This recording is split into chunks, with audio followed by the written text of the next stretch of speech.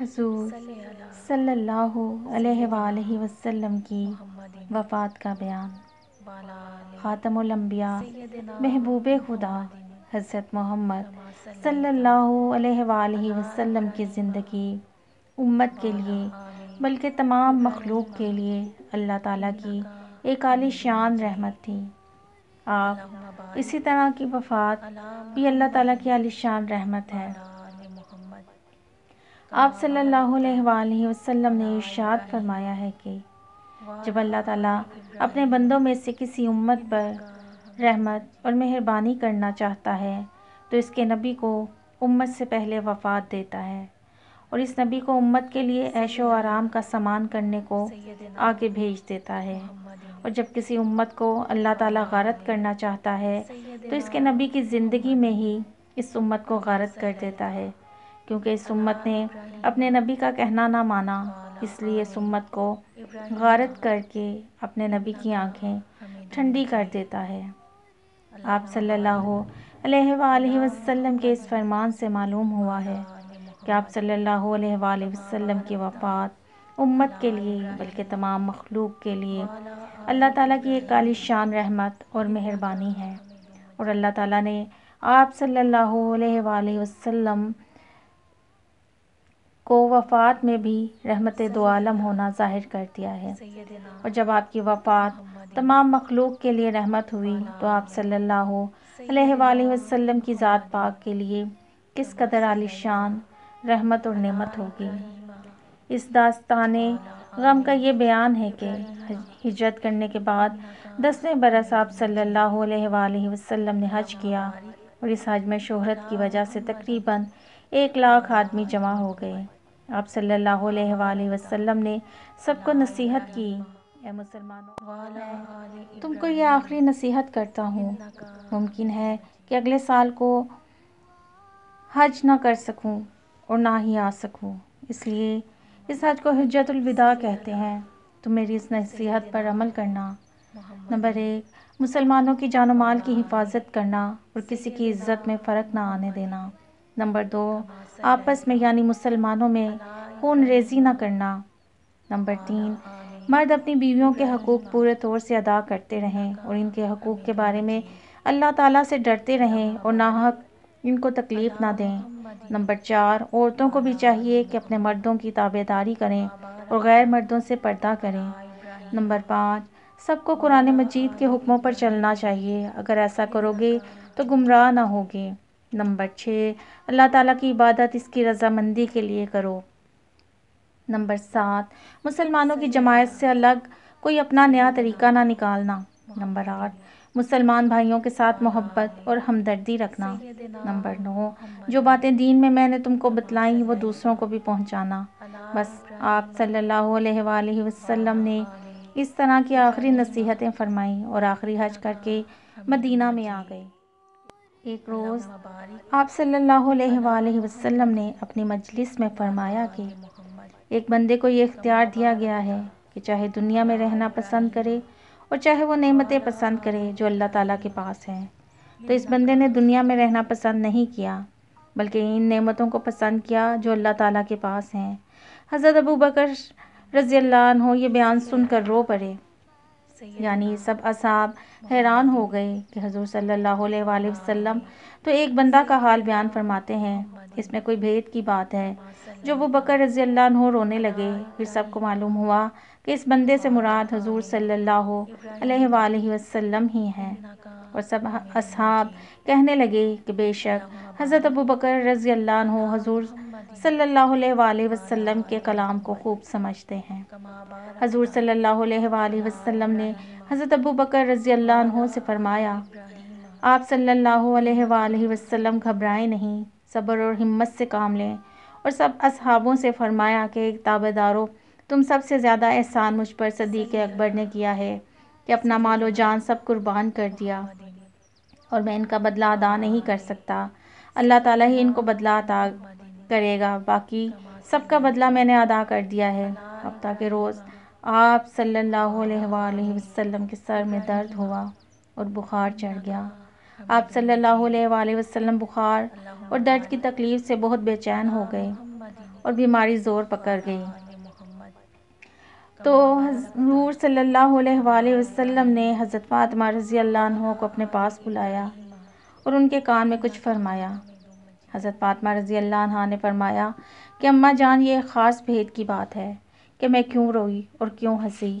ابا جان نے میرے کان میں فرمایا ہے کہ بیٹی، اب میں تم سے جدا ہونے والا ہوں، تم اللہ سے ڈرتی رہنا اور سب کام اللہ کے حکم کے موافق کرنا اور میری جدائی پر صبر کرنا۔ بس یہ خبر سن کر میں رو پڑی۔ پھر آپ صلی اللہ علیہ وآلہ وسلم نے فرمایا، بیٹی صبر کرو، تم جلدی ہی میرے پاس آ جاؤ گی۔ بس یہ خوشی کی بات سن کر مجھے ہنسی آ گئی۔ حضور صلی اللہ علیہ وآلہ وسلم کمزوری کی وجہ سے مسجد میں نہ داخل ہو سکتے تھے اور نہ جا سکے کہ ابوبکر نماز پڑھائیں۔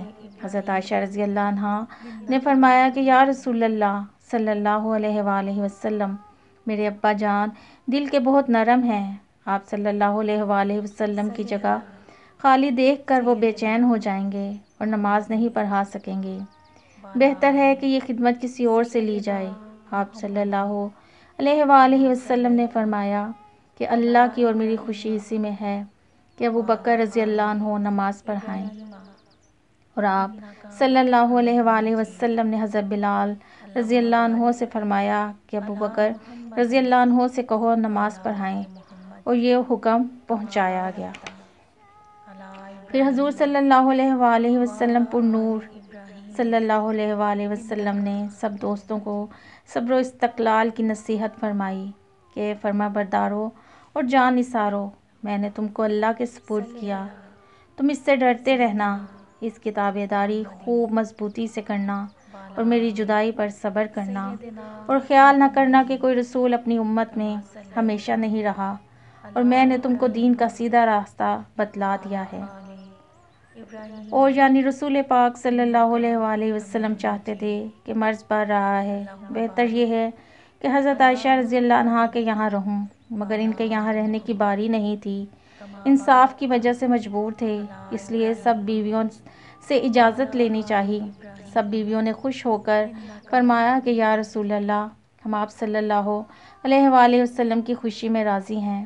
آپ صلی اللہ علیہ وآلہ وسلم خوشی سے حضرت عائشہ رضی اللہ عنہا کے یہاں تشریف لے جائیے۔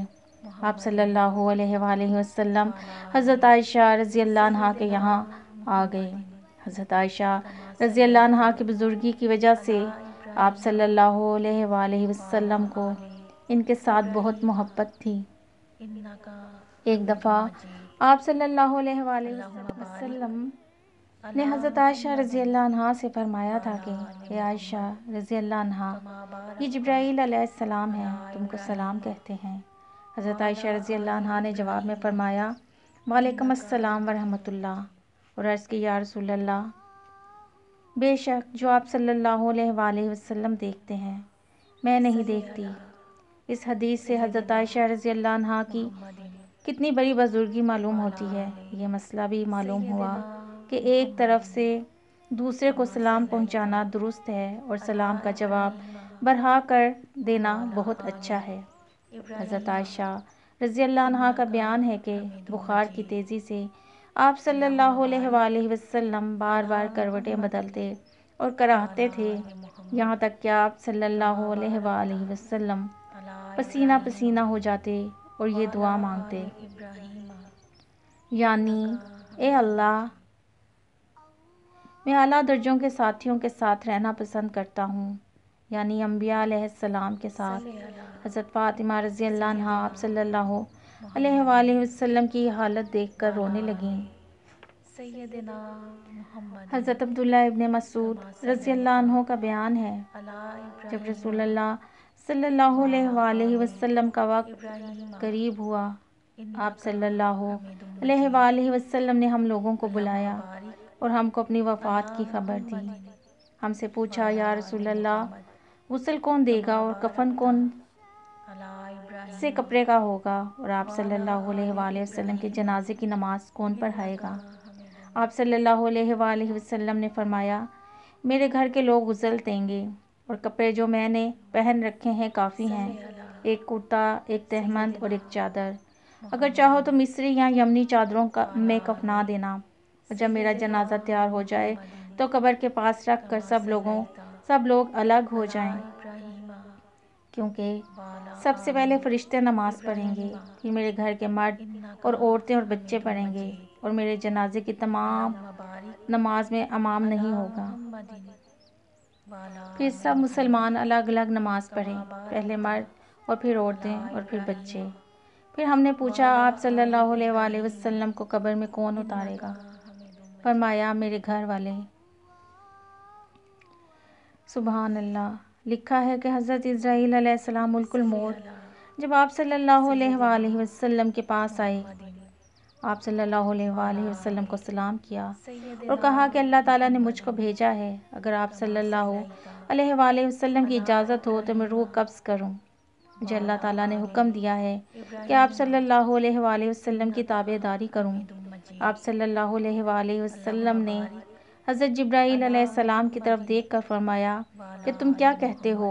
انہوں نے کہا کہ اللہ تعالیٰ آپ صلی اللہ علیہ وآلہ وسلم کی ملاقات کا مشتاق ہے۔ پھر آپ صلی اللہ علیہ وآلہ وسلم ملک الموت کو روح قبض کرنے کی اجازت دی۔ لکھا ہے کہ روح کے نکلنے کی وجہ سے آپ صلی اللہ علیہ وآلہ وسلم کا رنگ کبھی سرخ اور کبھی زرد ہو جاتا۔ آپ صلی اللہ علیہ وآلہ وسلم اس وقت حضرت عائشہ رضی اللہ عنہا کی گود میں سہارا لیے لیٹے ہوئے تھے کہ 12 ربیع الاول پیر کے روز دوپہر سے پہلے آپ صلی اللہ علیہ وآلہ وسلم کی روح مبارک جنت الفردوس کو روانہ ہوئی۔ آپ صلی اللہ علیہ وآلہ وسلم کی وفات سے ایک قیامت برپا ہو گئی۔ آپ صلی اللہ علیہ وآلہ وسلم کی ازواج مطہرات اور اولاد پاک اور اصحاب کرام ایسے بے قرار اور بے چین ہوئے کہ ان کو ہر طرف دنیا میں اندھیرا نظر آنے لگا۔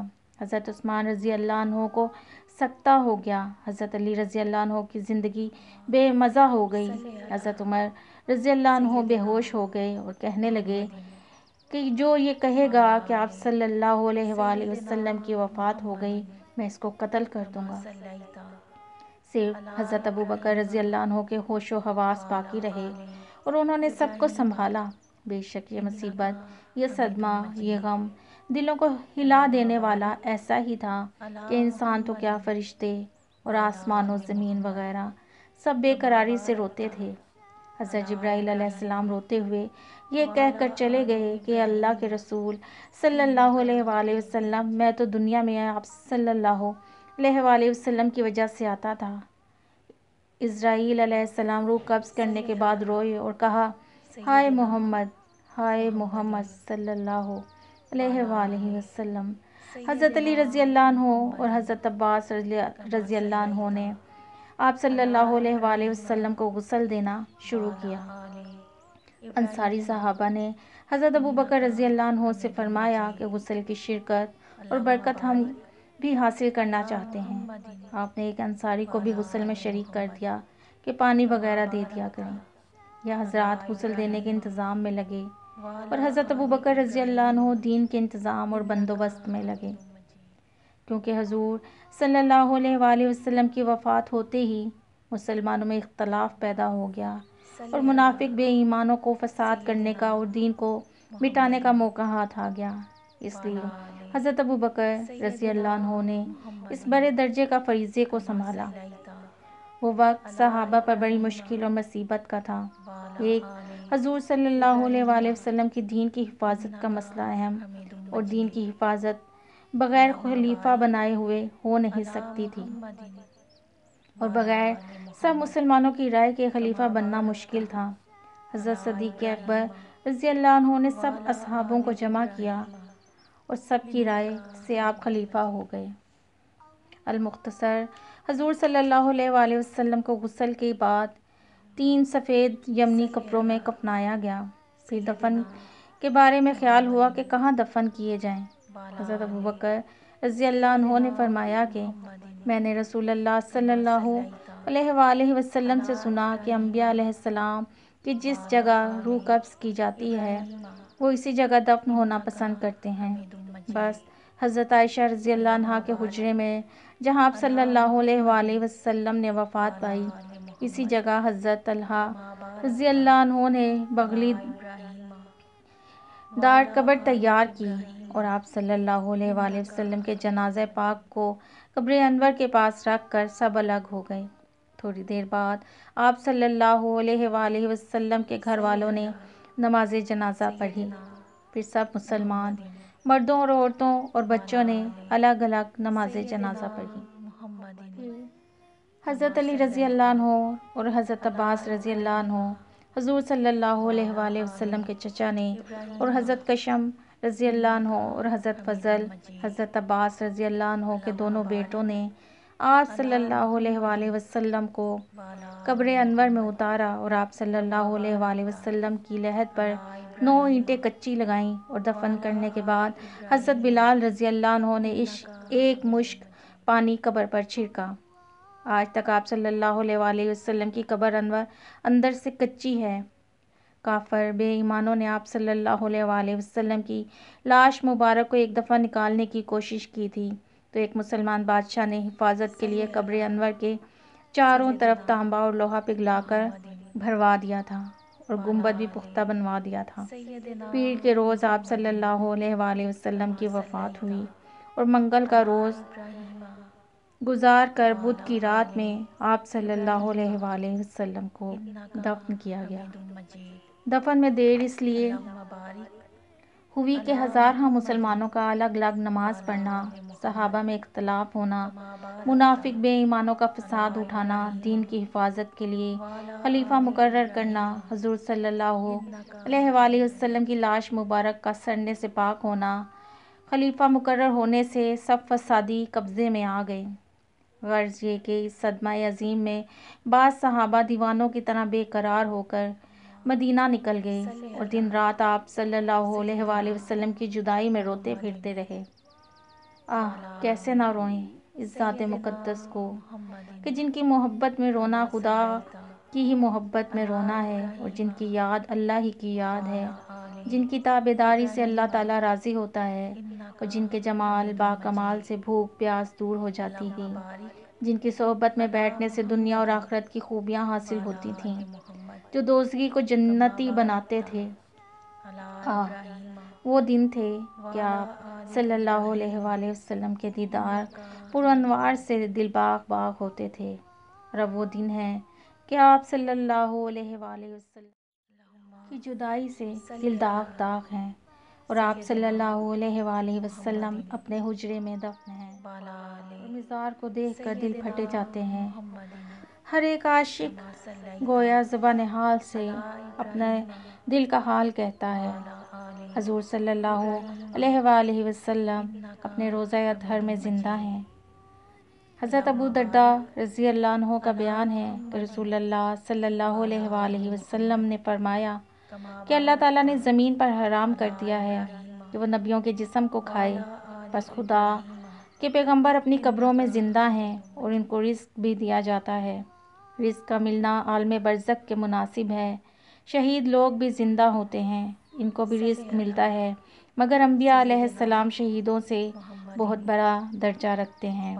حضرت انس رضی اللہ عنہ کا بیان کہ رسول اللہ صلی اللہ علیہ وآلہ وسلم نے فرمایا کہ انبیاء علیہ السلام اپنی قبروں میں زندہ ہوتے ہیں، اور نماز بھی اپنی خوشی سے پڑھتے ہیں۔ حضرت انس رضی اللہ عنہ کا بیان ہے کہ رسول اللہ صلی اللہ علیہ وآلہ وسلم نے فرمایا کہ جو شخص میری قبر کے پاس درود پڑھتا ہے، اس کو میں خود سن لیتا ہوں، اور جو شخص دور سے درود بھیجتا ہے وہ مجھ کو پہنچایا جاتا ہے، یعنی فرشتوں کے ذریعے۔ سبحان اللہ۔